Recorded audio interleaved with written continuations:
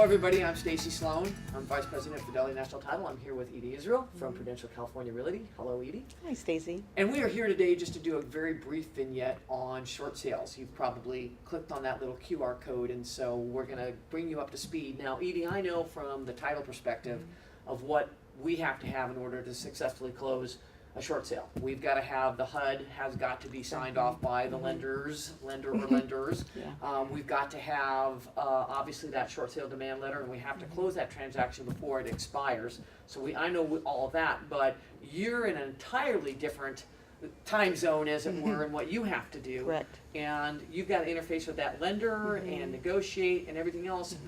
And what about the family and all of that? Well, that's why we're here, is to support the families. And so, yes, we do collect the paperwork and put the house on the market and get an offer and go through the process of getting the short sale closed successfully. But more importantly, we work at getting the client, identifying the next house they're going to live in. It's a lease, of course, at that point in time, and we work with that client to get a home on a timely basis and just emotionally support the family in every way we can, so that at the end of the day, when the short sale closes, they're in a much better place. This has been stressful, and we want to relieve that stress. Right. So, having said that, I think that a lot of people are under the impression of what you just said, obviously at least, that they have to be in foreclosure in order to be able to sell short. Is that, now, that might have been the case 3 years ago. Is that still the case now? No, not necessarily. In fact, our most successful short sales in terms of actually performing the short sale and having the least amount of stress on the family is to be prepared and start early.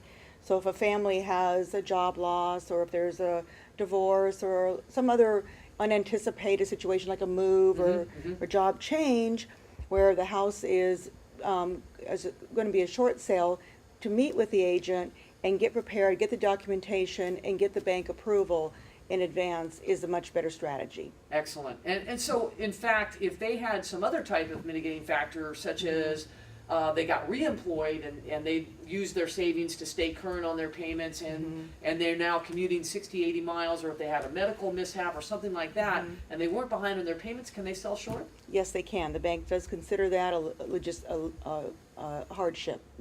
So they just have to be able to show that they have some kind of a hardship factor, and they could in fact save their credit. Now let me ask you the big question. Would they be able to buy again within a relatively short period of time if they weren't behind on their payments? Surprisingly so. In fact, we have a client where we just closed on within the last year. Really? Yes. And wow. We did the short sale within the last year, and we just closed his new house, and he had 2 approved loans. That is amazing, and I think that's something that not everybody can probably claim. Correct. You know, correct. Well, this is a case where we started the short sale process before a payment was missed, and we were able to close it successfully, and the damage on the credit was minimal. Obviously, otherwise we wouldn't have had two approved loans. That is fantastic. Well, so what we know is, obviously, thank you, Edie. Contact Edie Israel if you have any questions on that. If you have any questions on the title end of it, of course, you can always contact me. And thanks for watching.